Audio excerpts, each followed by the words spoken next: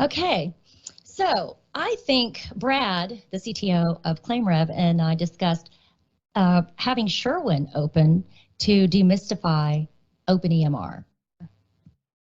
And that's what we'll do.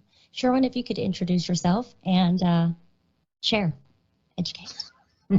Tell me what you know. I'll tell you a little bit. I'm not going to tell you everything, because if I tell you everything, we're going to exceed the limit of this podcast, okay? So with that said, my name is Sherwin Gaddis. I'm a part of the OpenEMR community. I'm on the board of directors with OpenEMR. OpenEMR is an open source, and I'll come back to that in a minute, open source electronic health record system, okay? And one of the things that people generally get bent out of shape when you say open source, does that mean everybody can see on my machine? Oh, no, that's not what it means. And they say, well, everybody can get access to my software, my data. I'm like, no, that's not what it means either. Open source means that those who know how to code, program, can see the source code. Because when you buy Windows, for example, and you install it on your machine, well, guess what? You can't change anything about it. You can add programs to it, but you can't change it or make it more like what you want it to be. You can't change anything about the core application itself. But with open source software, and it doesn't matter which one's out there, there's a whole place called GitHub. You'll find a lot of open source projects out there that you can use. And what open source means is that you get to look at the source code of how that's put together. And then if you want to add to it, change it, enhance it, make it better, make it do something that you think it should do, that's what open source software allows you to do. And so OpenEMR is that platform, that gateway. Now, granted, I've heard other, and I'm going to say recently, Athena, I've dealt with Athena as well, and they're offering kind of the same platform, meaning that if you need to change their software to fit your clinic better to your workflow, then they will make some adjustments, and I'm saying the word some. They'll make some adjustments to it to try to make it fit better in your workflow. But when you have open source software, you have complete control. Mm-hmm. And with that complete control, once doctors really find out that, oh, I can change this, I can make it do this, and because every clinic is different. It's just like no two humans are the same, and no two humans will write the same report the same way. No two clinics, since they're not the same, they have those nuances. And then your open source software can accommodate those nuances of your clinic and how your clinic operates and how you want your workflow to progress during the day. So therefore, end of the day, you have a more efficient program because now you're not doing workarounds to get the work done. It does exactly what you told it to do. I told you if you let me talk, I was just going to keep going. I could have said it better. That was perfect. That was really good. He also said he could do it in about 30 seconds, and that's what you did. How does it differ? Would you say, maybe not the differences, but advantages I'm hearing is the customization of it all? Well, and see, customization, unfortunately, is heavily used, and some people don't necessarily know what that means. And so that's why I went ahead and talked about your clinic and how your clinic operates, because I deal with many different types of clinic, whether it be a primary doctor or a brain surgeon or a brain institute. Okay, they all have different types of workflows. And so therefore, even though there's this basic foundation that's there, that basic foundation is the building point. Think of it like, and I always talk in terms of building a house.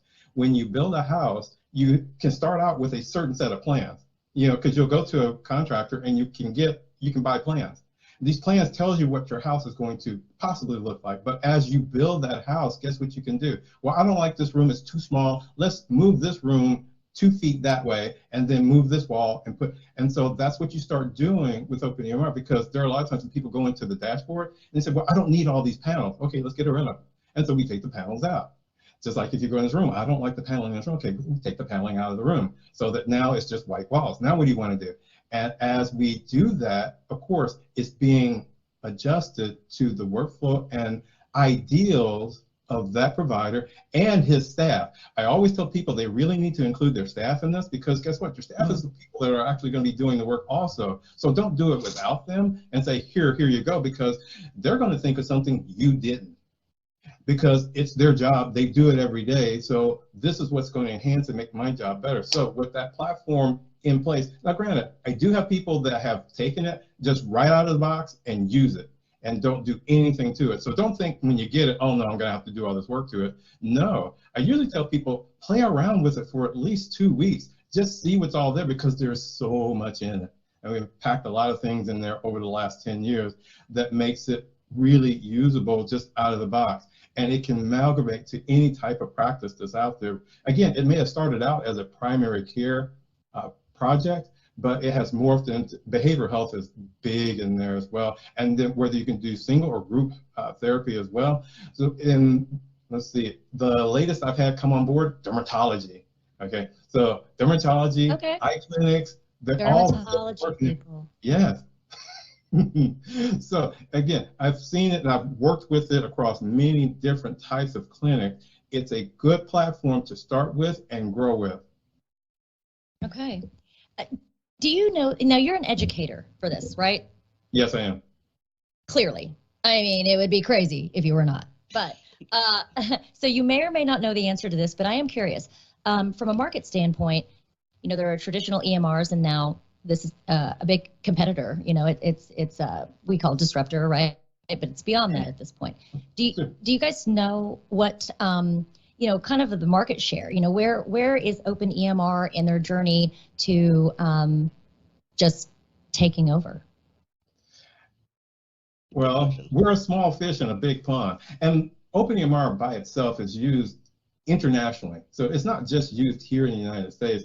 I had a client, a client meet, let's see, last week for Iran, okay? I have clients in Puerto Rico, Ireland, the Bangladesh. So it's international. As far as market share, really can't say, because again, there are so many players in the space. It's become a commodity at this point in time, because you can go back, let's say 10 years when I started this, there were only a few players in the space.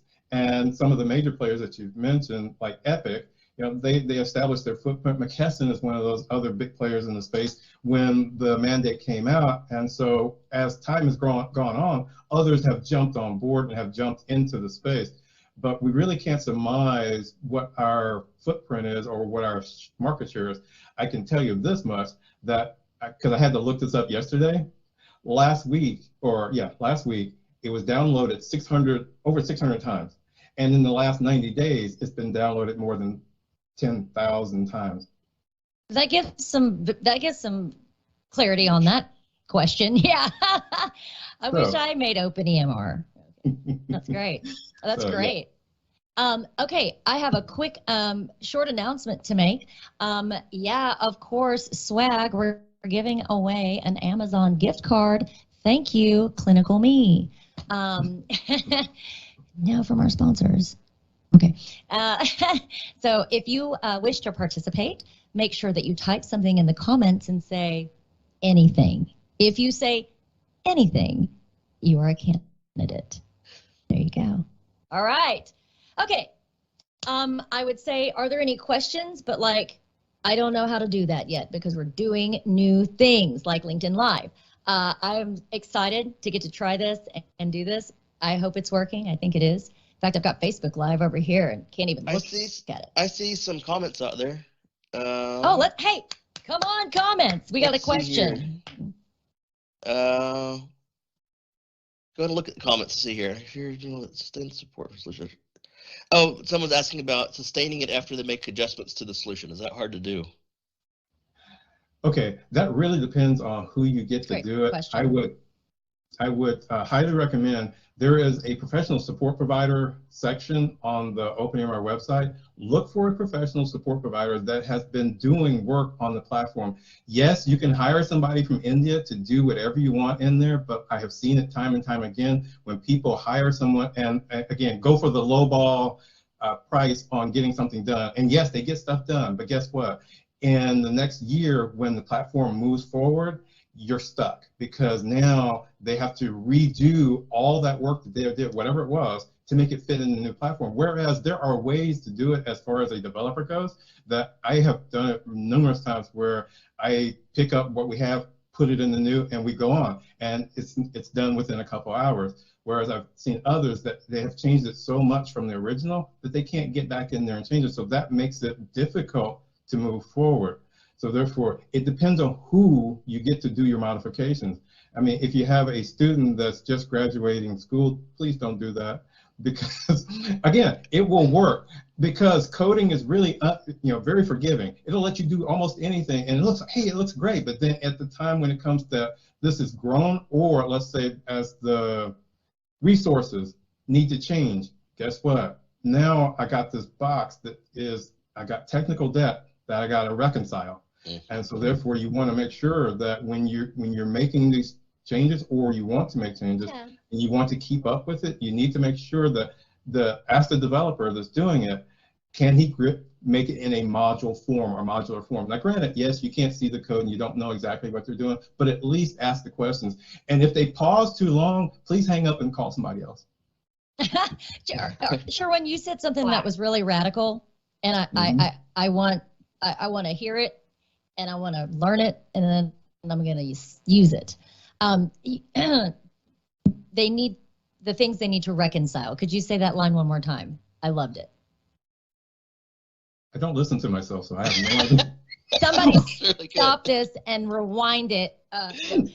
You said deep technical something that they need to reconcile. It was Swift. If you think of it later, please let me know. And anybody. Okay. Well, one of the things, when you said reconcile, I'm talking about code, because over the course of time, if you're going to, and especially because the code base, you have over 200 people that are developing on this platform. And so there's a lot of hands in it, and that's what keeps it moving forward. When I used to have a doctor, and oh man, I'm not gonna call that. Anyway, I had a doctor, I almost said who he was. He was kind of upset that when the next version would come out, and I would tell him I needed to rebase, and he's like, why did they do that? Why did they change it so that you have to do this over and over again? It's because they keep moving. They don't know what we're doing. They have no clue. They can't see us. Okay, and I just couldn't get that through to them that they can't see us. We can see them, so it's a one-way mirror. But when you need to reconcile the code itself, meaning you're going to move forward and you're going to take what you have and then reapply it to the new code base. And there are ways to do it that will make it easier, okay? But I've done developer training, and somebody that's new is not going to know where all the bodies are buried, okay? And so they got to have those conversations with somebody who's been around the block and who knows the software inside and out. So that's why I do a lot of consultations with development teams that are trying to figure out what to do in order to bolt on what they need to OpenEMR. And when I can tell them that, okay, what are you trying to do? And they even though it was a Brad, you're trying to put something in the billing. Okay, well, go look over here. This is the code that you need to amend or change. Because sometimes people just hack it in there. And again, it's very forgiving. It'll work until it breaks. Right, until it doesn't. It's a combination.